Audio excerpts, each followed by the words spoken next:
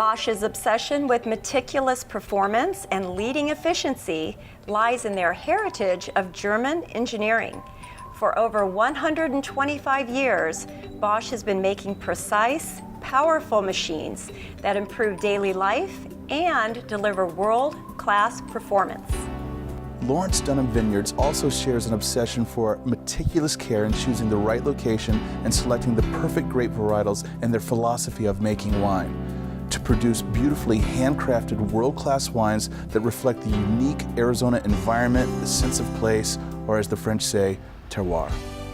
Hi, I'm Denise Teichert. And I'm David Newton, and on today's episode of Fine Wine and Design, we have found the perfect pairing for Arizona's fine wines and German engineered designs. Learn about both as we visit Lawrence Dunham Vineyards and bring a few surprises back with us for our Looks and Cooks feature right here at Westar Kitchen and Bath. Let's meet Kurt Dunham now for a private tour of this magical place that he calls home. It's great to have you here at Lawrence Dunham Vineyards in beautiful Cochise County, Arizona. Our winery is named after my parents, Betty Jane Lawrence and Robert Irvin Dunham. Since there are no male children in the family, to carry on the name, we decided to name grapes after them. And so, unfortunately, they're not here to be with us to see this, but they live on in spirit here every day at Lawrence Dunham. We chose this spot for a couple of reasons. One, it is in the Chiricahua Mountains, and we believe greatly in mountain fruit. Some of the greatest wineries we've visited in our lives have been in the mountains. And we think that the characteristics of the fruit from the mountains is just wonderful. The mountain actually creates its own weather. And we get the cooling breezes and the four seasons that I think are conducive to making the greatest grapes in the world. We get over a 30-degree temperature differential between the daytime high and the nighttime low, which is very good for wine grapes. It thickens their skins, concentrates their sugars, and provides a lot more intense fruit. The reason we chose the Rhone varietals, Petit Syrah, Grenache, Syrah, and Viognier, is that our soils are very much like those in the Rhone Valley of France. It's also the warmest growing region in France, and we are in Arizona, and it's warm here too. So we chose the Rhone varietals, and we think they're going to flourish here and provide some really interesting flavors as they get down further into the soil. We're getting ready to plant about 2,000 additional Petit Syrah plants here for 2012. Since January, we've been working on getting the infrastructure put in the vineyard. It's a little over 2 acres. We had to put in all the steel, the trellising system, all the wires, and the drip irrigation system to accommodate the new plants coming in. This is a crucial time for us at the vineyard. It's April, and we have bud break, which means the plants have come out of their dormant state, which they've been in over the winter time, and are now producing great flowers, great buds, and leaves. Being at 5,000 feet elevation, we are still at risk of getting a late frost, so we're always worried about the weather this time of year. Hopefully we will have a nice warm spring and not have to deal with that. Each of our plants has its own trellising system. We use what's called a single cordon training system, where there's one main vine for each plant, and that vine it rests in its entire life on what we call the fruiting wire. The fruiting wire bears all of the weight of the plant as well as the fruit for the entire life of the plant. Everybody that comes to the winery gets to meet Epi, our winery dog. Epernay is named after the second city of Champagne in France, one of our favorite towns in France where Dom Perignon is made. And what more special place could be than that? Epi gets to ride around a lot in the gator with us. She gets to inspect our work, and she's a constant companion down here the long hours we spend here at the winery making the wines for you. Don't go away. When we come back, Kurt brings a little of his magic back to the kitchen. Take a look into the world of talented designers, wine connoisseurs, and celebrity chefs as they transform the ordinary into the extraordinary. Whether it's a kitchen in need of a makeover with appliances by Bosch, or a meal that cries out for the perfect wine pairing, let Fine Wine and Design take you to new and exciting destinations. Tune in and taste the good life Wednesday nights at 7:30 on Cox 7 Arizona, or right now on channel 2644. Choosing products for your kitchen or bath is like composing a symphony. That's why Ferguson showrooms have trained professionals who can help you orchestrate your dream.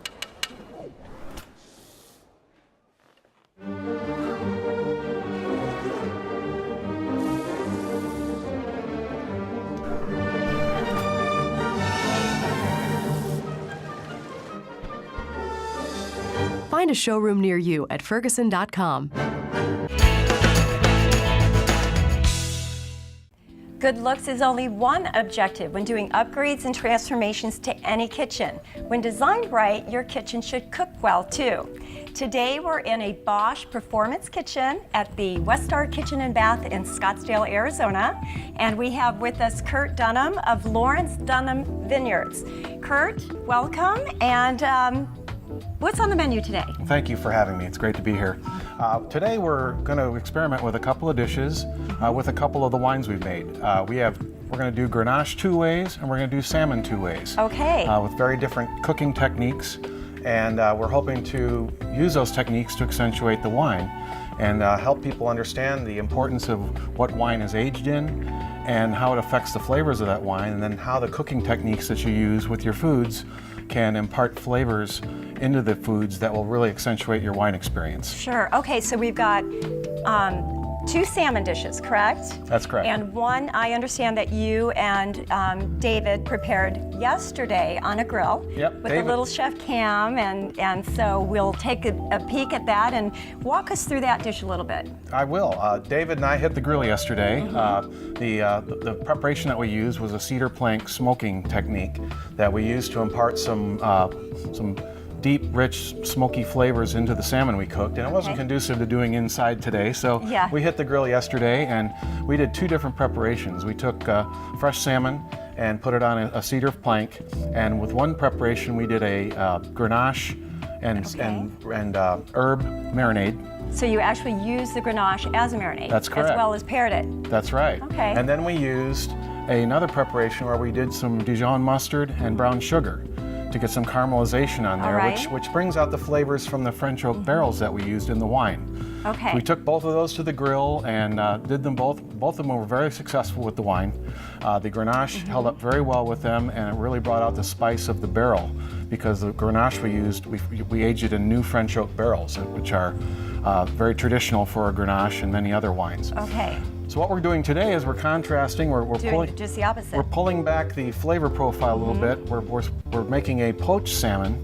Okay. And we're pairing it with our Sky Island Grenache, which is aged in all neutral barrels, which means that there's no wood flavors imparted into the wine. So it's a much cleaner, lighter, fruitier preparation that we think will go with a much lighter, cleaner, less hands-on preparation technique with this salmon. Okay, so this dish here that we see in front of us, walk us through this, because I obviously just watched you prepare this meal, and once again, as always, my stomach is rumbling up here, but I wanted to start with the asparagus, and you had mentioned that asparagus is difficult to pair with wines because? Oh, the asparagus throws off sulfur when it's cooked. And that's what we smell. That's what you smell. Okay. And so that sulfur content is a little bit difficult to pair wines with. So we have to be careful what we're pairing the wines with. We've added a little bit of lemon zest, fresh lemon zest onto the hot asparagus to bring a little bit of lemon into the picture without overpowering the dish. Right. Okay. The key with asparagus is not to overcook it. Right. And you did what you call blanching. Yes, we blanched it for a couple of minutes just so it started to get softened up. The fish itself is going to be quite soft and buttery, and so we want to counteract that with a little bit of crunch with our vegetable on the plate, so we've got different textures going on. So tell us how you actually prepared that. I'd love to. We used a very, very old style cooking technique back from the Julia Child days. We actually poached the salmon.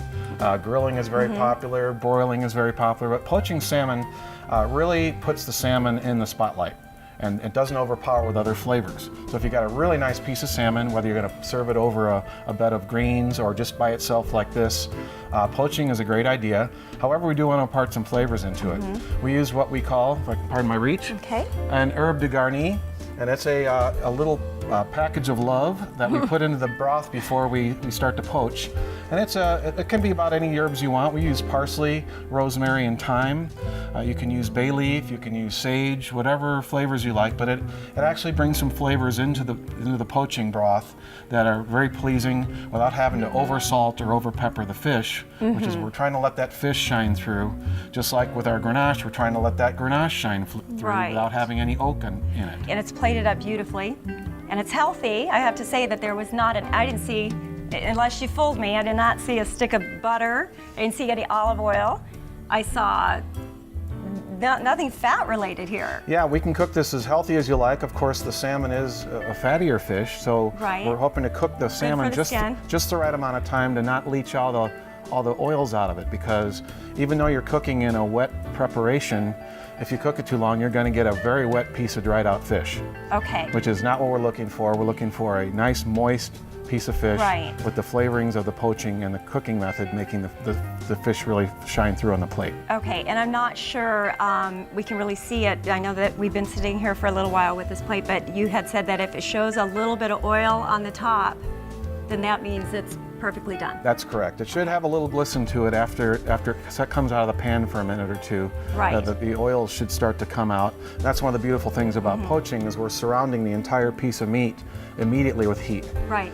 Cooking in those juices, and then as the meat begins to cool, the juices will come out, much like you'd take a roast out of the oven and let it rest. Right. Your dish is very simple, and even the placement of it, even the looks of it, very clean, very simple, very elegant. What you decided to serve it up on is very clean, streamlined. The Bosch appliances are that as well. I would like to know, because I know you normally cook on gas, and I kind of switched you up a little bit this time, and I put you on an electric range.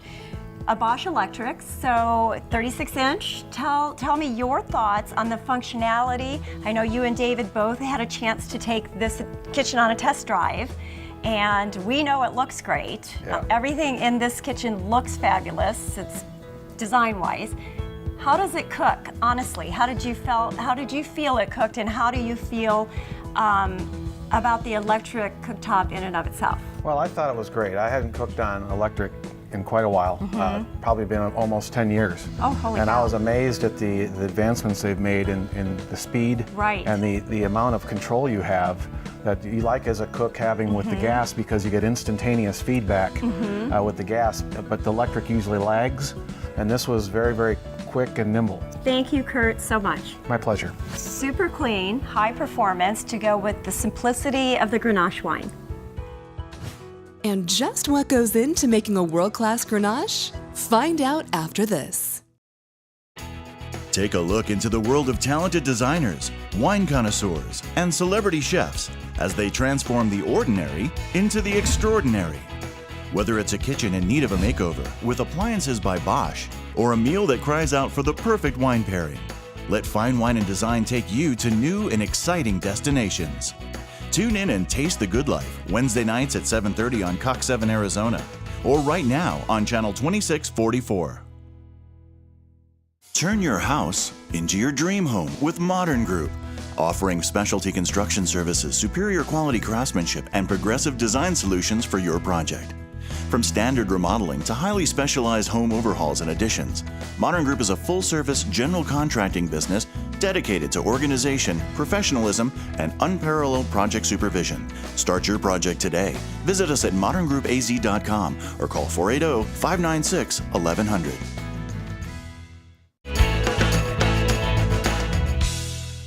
Lawrence Dunham Vineyards not only grows the varietals that go into their Sky Island wines, they crush, bottle, and host private tastings right on premises. Crush pad's where most of the action occurs during the year. When the grapes are picked, they go onto the crush pad where they are destemmed, where we take the berries and separate them from the stems. The stems go to the compost, the berries go into the fermentation tanks. Then the berries are brought inside this barrel room where the temperature is controlled, and we bring the temperature of the berries down into the 50s before we begin fermentation. Then the berries go back outside into the fermentation tanks, and we inoculate them with yeast, and then they start the fermentation process. That takes anywhere from 7 to 30 days to complete. Once the grapes have fermented, they're put into barrels or tanks and brought back in here into the temperature-controlled room, where they will begin the aging process in barrels. This is a very exciting part of our operation. When we are in here with the barrels, that means that we've made wine, and the barrels are doing their wonder to the wines, and then it's our job to monitor how they're doing throughout the aging period to see if we're getting what we want out of the wines. Also to make sure that there's nothing bad happening to the wines. The enemy of wines is oxygen and bacteria, and so we're constantly monitoring the the contents of the barrels to make sure there's nothing bad going on inside of them. So we keep our really hands-on approach to our barrels here. We use several different types of barrels. After the wine's fermented, the winemaker, who's me, makes a decision on what kind of vessels those wines need to be aging in to get the utmost flavors. We use what are called neutral barrels, which are barrels that no longer have any wood flavoring or characteristics to them. We use those for a couple of reasons. One, we don't want oak on all our wines, or the wines would taste more like oak than they would like the fruit. We like some of the oak, but not all of the oak. So we use the new barrels to impart the stronger oak flavors, the neutral barrels that give us just the pure fruit coming through, and then we typically will blend those together in ratios that are the most pleasing. Now is about the time we're going to be experimenting with some blends. I will typically put together 15 or 20 blends for my own choices, and I'll pick several that I think are representative of different aspects of the wines. And then we'll present those several alternatives to our tasting panel and see what they think. This is one of our barrels here. This has our 2010 Petite Syrah.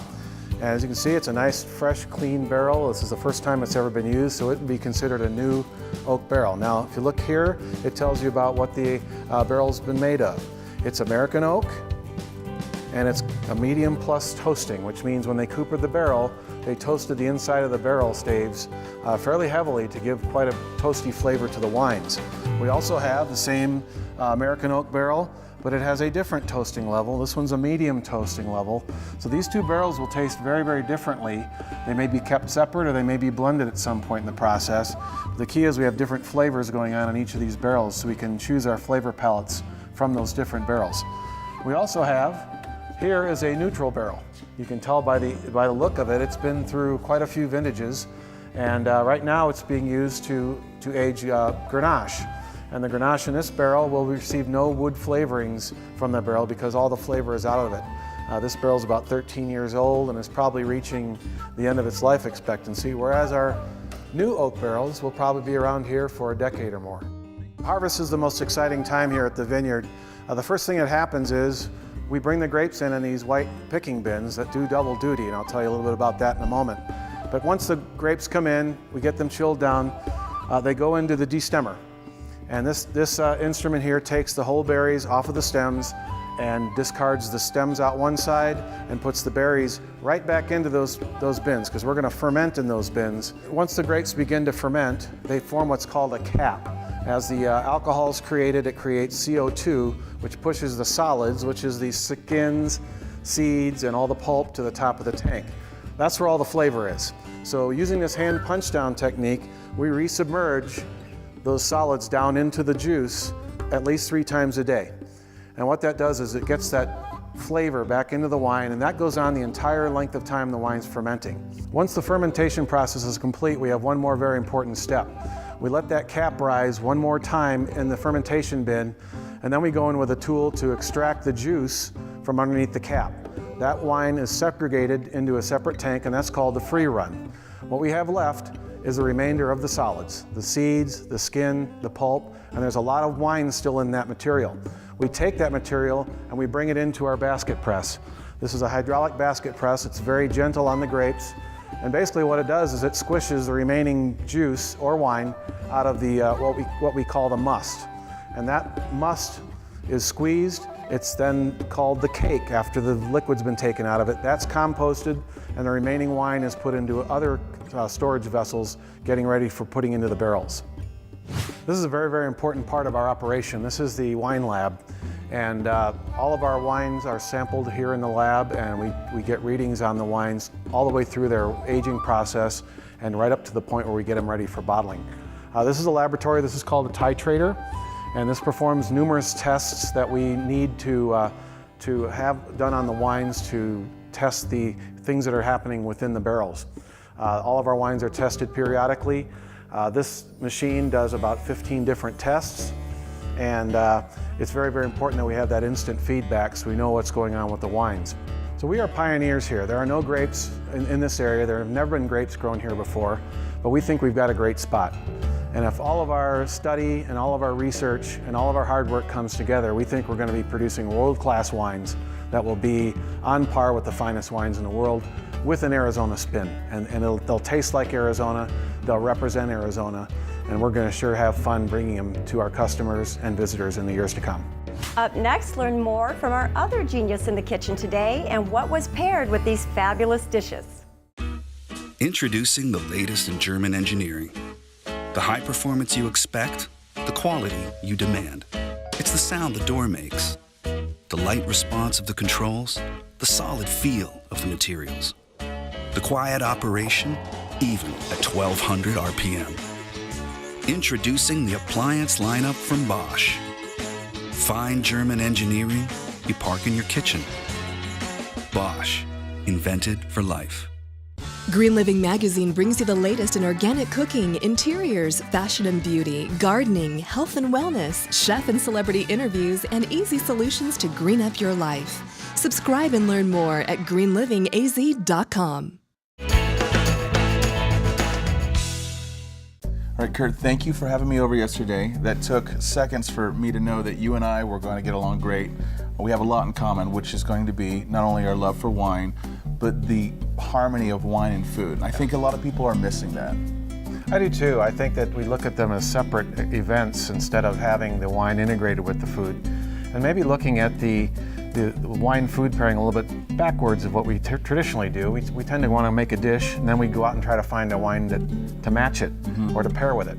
I kind of look at the wine first, saying I want to serve a Pinot Noir tonight because it's a beautiful spring afternoon and it just reminds me of a Pinot Noir. I may pick a Pinot Noir that I really enjoy and then I'll try to match the menu around it. And then it helps me become a better winemaker because I'm always thinking about what am I going to eat with this stuff while I'm blending it and while I'm creating the vision of the wine in my mind. Knowing what somebody may be sitting down at the table with that wine helps me be a better winemaker. Can you imagine a European winemaker sitting around and saying, I'm going to make this wine for the ladies to sit around the swimming pool and drink? No way. It is truly about the food. Every dessert wine, sparkling wine, or regular wine, it is truly about the food. Now over here in the New World, there's going to be people that are making wine for the ladies to drink around the swimming pool. But for 2,000 years, they have figured out their food, their spices, their proteins, and their wine, and they've been structuring it that way for all this time. So I really liked our approach yesterday when we had salmon, but we're gonna take the different rubs and the marinade to basically do an A-B of how it's going to work with that wine, which was really fun. And I really like the fact that we took the Grenache that was aged in oak, and it had that that influence, a slight touch of vanilla, maybe some baking spices to a certain degree, but it was somewhat herbaceous as well. And I noticed that when we paired it with the rosemary and Grenache marinade, that it actually showed the spice in this wine. It's almost as if you spiced it up with the food. And then when we used the brown sugar with the Dijon mustard, that brown sugar complemented the bright fruit flavors of the wine at the same time. Yeah, and the Grenache has proven to be very versatile. At Lawrence Dunham Vineyards, our vineyard's at 5,000 feet elevation, and we get tremendous temperature variation during the day that really is bringing out the spiciness of the Grenache grape. We think the Grenache grape is very versatile. We're calling it the Pinot Noir of the desert. I love that. I love that. We're getting the same light fruit. We're getting cherries, pomegranates, strawberries, all kinds of neat flavors coming out of the Grenache. And as the vines get older and get down further into the soils, I think we're going to get even more interesting flavors. Mm-hmm. Well, as I become a bigger fan, which is daily, of the Arizona wine industry, I'm noticing that there's something about the terroir, the sense of place, that's really being expressed, especially in this Grenache that I had yesterday. Yeah, and I'm glad you're tasting those things because that's what excited me about the Grenache grape. When we first tasted it, it offers tremendous potential, and we think we've got a great spot for Rhone varietals. Time will tell whether we're right or not, but right now I think we're off to a great start. So would you say that where the Rhone varietals grow in southern region of France, that it's very similar to what's happening where you're growing your grapes? Yes, it's temperature-wise, Arizona's a little bit warmer, but the Rhone Valley of France is its warmest growing region, and we have a tremendous amount of rock in the soil because of the where we are. And the overall terroir is very rocky. We have great topsoils with interesting characteristics, and we have tremendous water. And we think with that, between the weather and the soils and the water, they all come together to a really magical place to grow grapes. And I think as we look back over the years, we're going to find out that we're pioneering a place in Arizona and a place in the wine world that's really going to take off. All right, so we had a great experience yesterday, and we were using the cedar plank salmon pairing with the Grenache that was aged in oak. All right, but today we're going to take a cleaner approach. Let's say less of the influence of wood, more of what the Grenache is truly about, which to me it's a sun bunny. It is a great varietal that loves a lot of heat. You also have the benefit of the area that you're growing in, the high elevation of having really hot days and then really cold nights. So we got the hot days to where our sugar levels are rising, which we're going to convert to alcohol, which is what it's all about at the end of the day. But then because of our cold nights, we have the acid levels remaining. So if it gets to the very end of the season, you've got good sugar and good acid, you've got a wine that is asking for less, and just let it be itself, which is this is what that's about, right? Yeah, we try to keep our hands off of this one.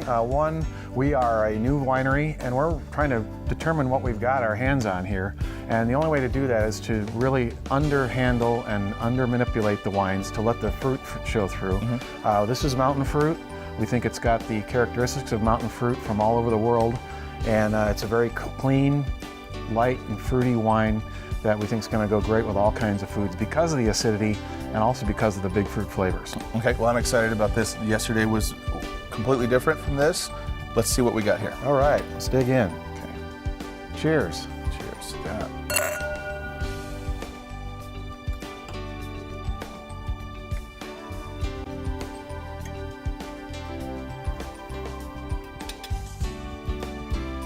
That's pretty good.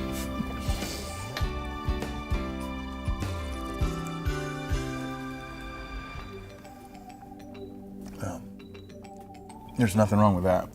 It tastes pretty good, doesn't it? Yeah, you know, the Grenache is going to have just that touch of acidity, and you've got a touch of fat in the salmon, and it's just a perfect balance of yin and yang. The acid is going to cut through the fat a little bit. The fat will settle down the acids in the Grenache, but it is harmonizing. It's perfect. And it's so simple that anybody can do this. It's a very easy dish to make. It's elegant, it's healthy, and it just flat tastes good. And you said Grenache being the Pinot Noir of the desert. My favorite pairing with salmon usually is going to be a Pinot Noir, but you have just re-educated me on the Grenache and how it's going to work with salmon. I actually found your website before I met you, which I thought was pretty cool, just days before it. Then we have an introduction. I noticed that there were some recipes on there. I glanced at them. Can you tell me more about that? Yeah, David, we've got a bunch of original recipes that my wife and I have created over the years, and never realizing we would be actually making wine at some point. But we found that those recipes have helped us make some wines that are very compatible with them. So we invite people to go to LawrenceDunhamVineyards.com and check out the website, and also check out the recipes, because there's some fun things on there, a lot of Arizona inspired dishes that go great with Arizona wines, not just ours, but all the Arizona wines. And we invite people to go see that. So these are original recipes of yours and your wife's, and it's also your wine that you've structured for those recipes. A lot of them we have. Now there's a lot of recipes there that may go better with a Riesling or some other kind of grape that we don't grow, and those are in there as well. We're making recommendations of all kinds of grapes from all over the world on the website. Well, I like it as the perspective of a winemaker in food, opposed to a chef in wine. So I like that. All right, so how would they find your website? It's LawrenceDunhamVineyards.com, and we invite everybody to take a look. All right. I think we should do a little bit more testing to make sure that we got this right. And great idea. Cheers. Same to you. All right.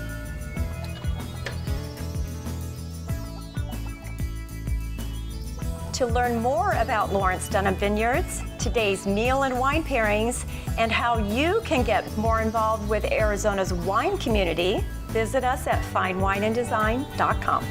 I'm Denise Teichert, and I look forward to seeing you next time on Fine Wine and Design.